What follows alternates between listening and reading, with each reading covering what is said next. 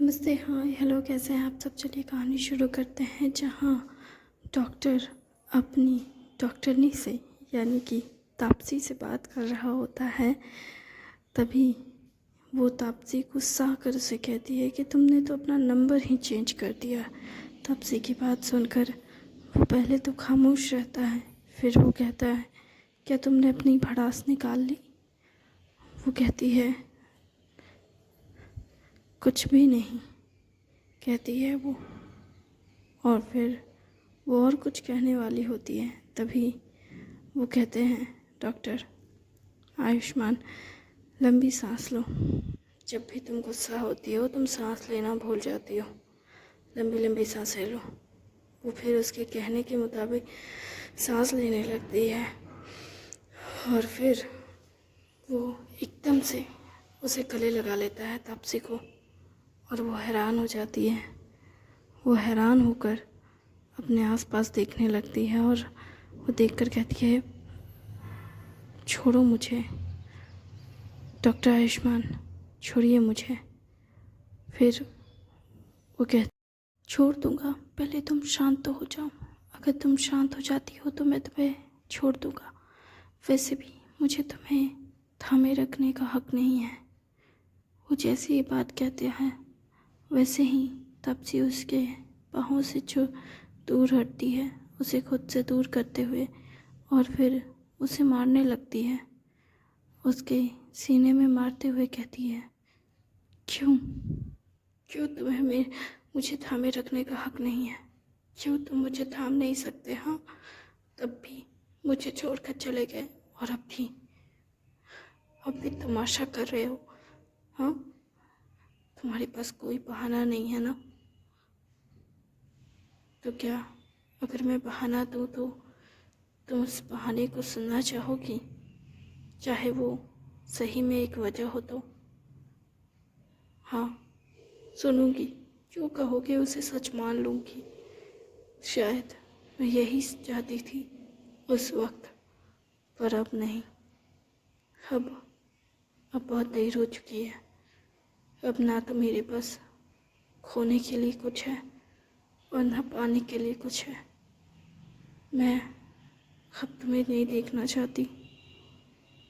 ये कहकर वो गाड़ी में बैठने लगती है, तभी वो कहता है, सुनो। वो बार बार पीछे उसे कहने लगता है, सुनो सुनो, मेरी बात तो सुन के जाओ, प्लीज़ मुझसे बात करो। लेकिन वो गाड़ी में बैठ कर जाने चली जाती है और वो बस उसे जाता देखता है। वो बहुत दुखी होता है और तभी विकी के पिता विक्रांत आते हैं और वो उसके कंधे पे हाथ रखते हुए कहते हैं, क्या बात है, तुमने तो एक लड़की को रुला ही दिया। ये वही डॉक्टर है ना जो तुम्हारे कहने पे मेरी पत्नी को देखने आई थी? हाँ, ये वही है। हाँ, मैं कुछ वक्त के लिए बाहर था तो मुझे पता चला कि मेरे बेटे ने एक बेहतरीन डॉक्टर भेजी है। तुम्हें पता है क्या, मैं उससे पहले मिल चुका हूँ। वो बहुत अच्छी लड़की है। क्या? तुम्हें तो पता ही है होगा कि मेरा बहुत समय पहले एक एक्सीडेंट हुआ था। मैं अपने ही होटल के छत से नीचे गिर गया था, या यूँ कहूँ कि किसी ने मुझे धक्का दिया था। ओह अच्छा। और जब ऐसा हुआ तो उस डॉक्टर ने मेरा इलाज किया था। तुम्हें पता है क्या, वो बहुत अच्छी डॉक्टर है। जब मैं रिकवर हो रहा था तो उसने मेरा बहुत ख्याल रखा। मुझे नहीं पता ऐसा क्यों, लेकिन मुझे इन दिनों पता चला मेरे बेटे से कि उसकी बहन मेरे यहाँ काम करती थी, और जिस दिन मेरा हादसा हुआ, मेरे साथ वो सब हुआ, वो उस वक्त मौजूद थी शायद वहाँ। और उसे भी किसी ने पहाड़ी पे से धक्का दे दिया। क्या? जहाँ तक मुझे लगता है कि उसके माता पिता नहीं हैं, क्योंकि मैंने कभी उसे उसके माता पिता के साथ बात करते हुए नहीं देखा। या फिर हो सकता है कि उसके माता पिता हों, पता नहीं, पर मैंने कभी नहीं देखा। जब उसकी छोटी बहन की डेथ की खबर आई तब भी उसके माता पिता नहीं थे, वो अकेली थी, खामोश। जब मैंने उसे कहा कि मेरी वजह से तुम्हारी बहन इस दुनिया को छोड़कर चली गई, तो पता है उसने क्या कहा था? उसने कहा, कोई इसलिए नहीं छोड़कर चला जाता क्योंकि वो जाना चाहता है, बल्कि इसलिए चला जाता है क्योंकि वो उसके हाथ में नहीं है रुकने। अगर रुकना किसी के हाथ में होता तो वो ज़रूर रुकता। हालांकि कुछ लोग अपनी इच्छा से चले जाते हैं, लेकिन जो अपनी इच्छा से जाते हैं उन्हें रोक पाना हमारे हाथ में नहीं। लेकिन जो भगवान की इच्छा से जा रहे हैं, हम भला उन्हें भी कैसे रोकें? हम किसी को नहीं रोक सकते, ना अपनी इच्छा से जाने वाले को, ना भगवान की इच्छा से जाने वाले को। हम बस देख सकते हैं अपनों को खोते हुए और खुद को अकेला होते हुए। इससे ज़्यादा ना देख सकते हैं कुछ और, ना कर सकते हैं कुछ और। बस खामोशी से ज़िंदगी जी सकते हैं, भले ही ज़िंदगी में कितनी ही निराशा क्यों ना हो या कितनी ही आशाएं क्यों ना हो, फिर भी हम बस खामोश रह सकते हैं। पता है, आज ऐसा लगा उसे देखकर जैसे कोई उसका अपना मिल गया हो उसे, और उसे सालों का दर्द जैसे वो किसी अपने पे निकाल रही हो।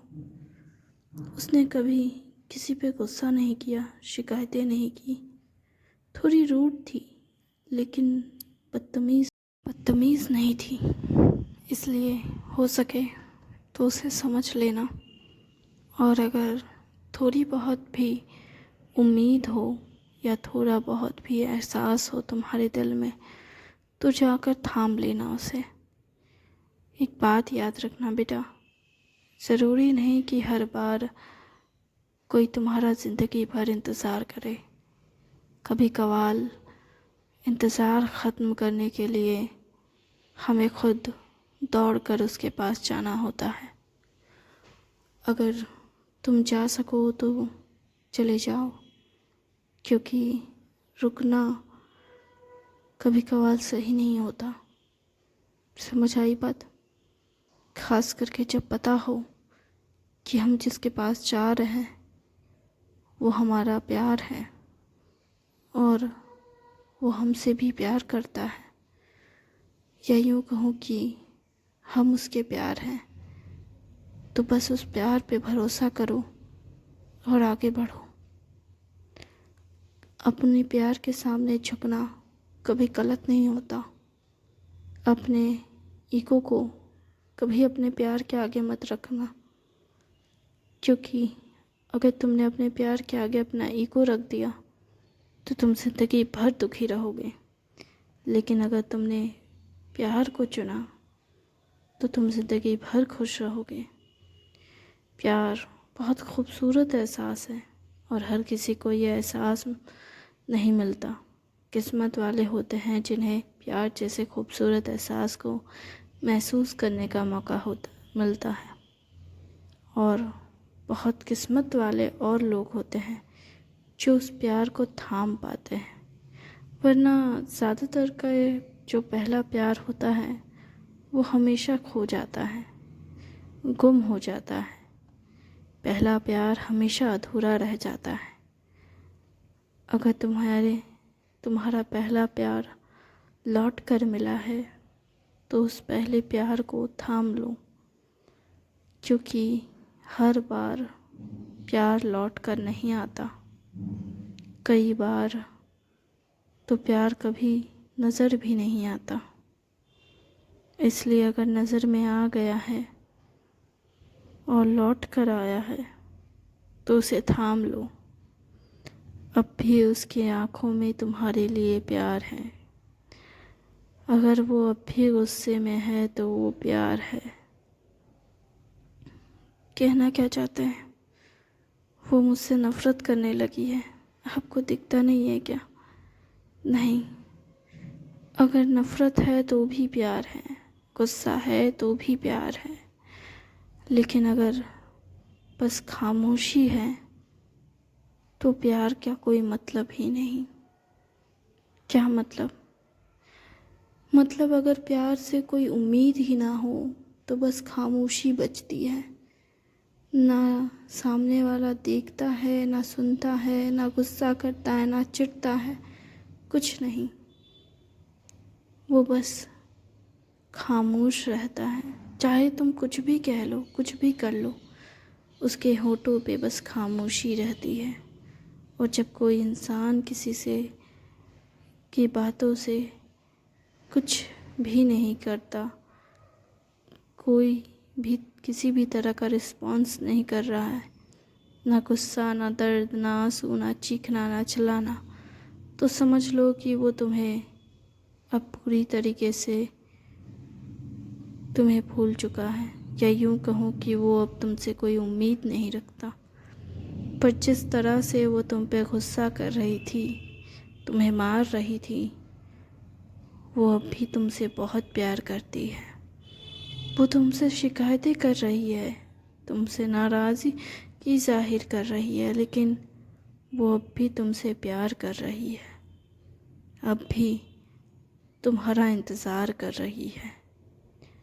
तुम देखो तो सही उसकी तरफ, वो तुम्हारी इंतज़ार में बैठी है। तुम बस एक बार उसका हाथ थामो तो सही, वो तुम्हारे सामने टूटकर बिखरने के लिए तैयार बैठी है। तुम बस एक बार उसके सामने झुक तो जाओ। वो बस तुम्हारे प्यार को महसूस करना चाहती है।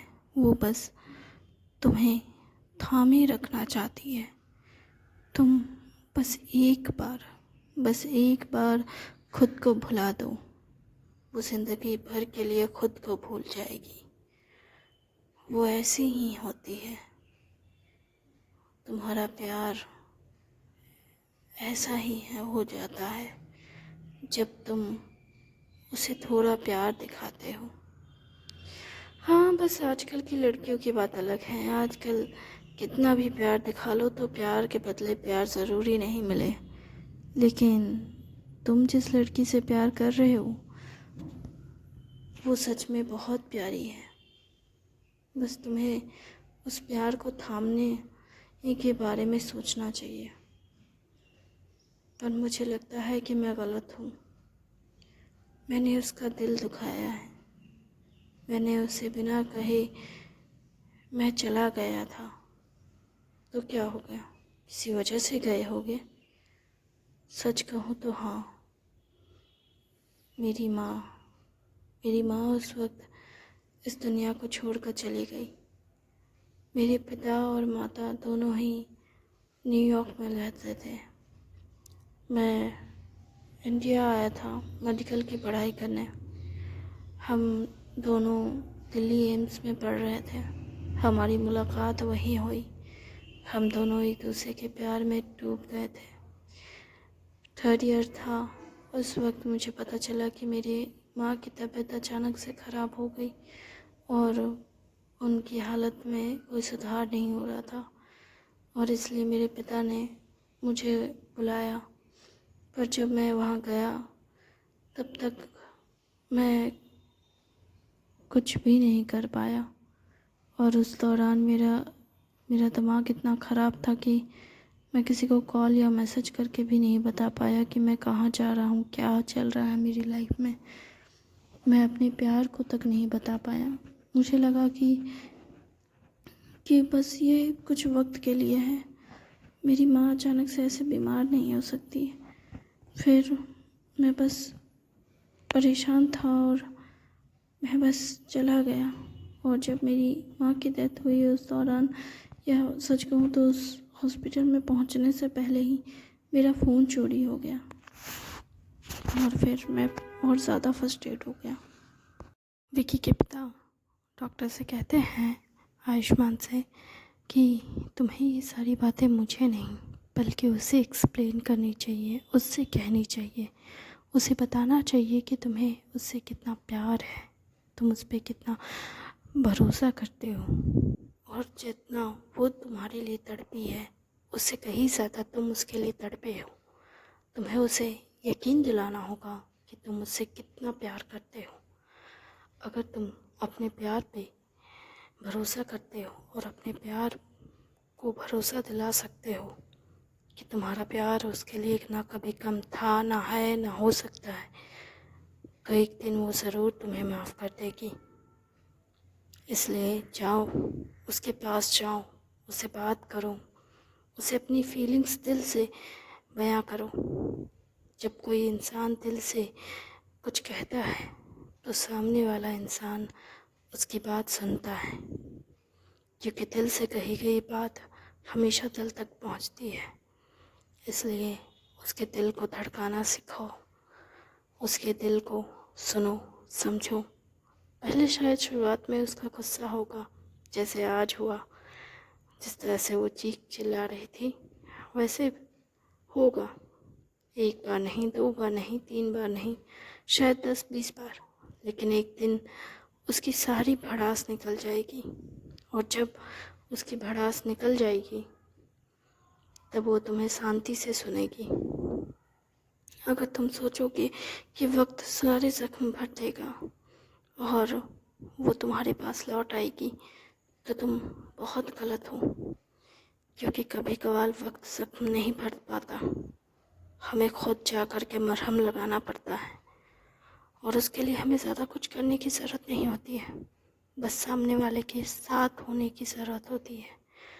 कभी कभार खामोशी से बस पास बैठना ही काफ़ी होता है, बिना कुछ कहे, बिना कुछ जताए, बस उसे ये एहसास दिलाना काफ़ी होता है कि आप हो हर वक्त में, उसके अच्छे बुरे हर वक्त में आप हो उसके पास मौजूद।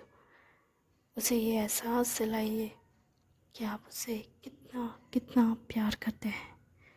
अगर आप उसे ये एहसास दिला पाते हैं तो यकीनन वो आपसे बेइंतहा प्यार करेगी, फिर से वैसे ही।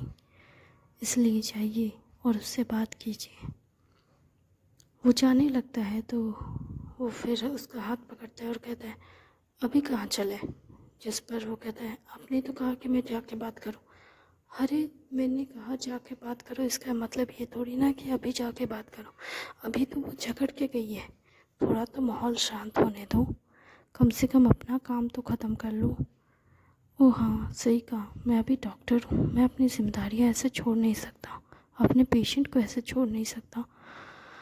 ठीक है, मैं उससे जाके बात करूँगा, आज नहीं तो कल मैं जाके उससे बात करूँगा।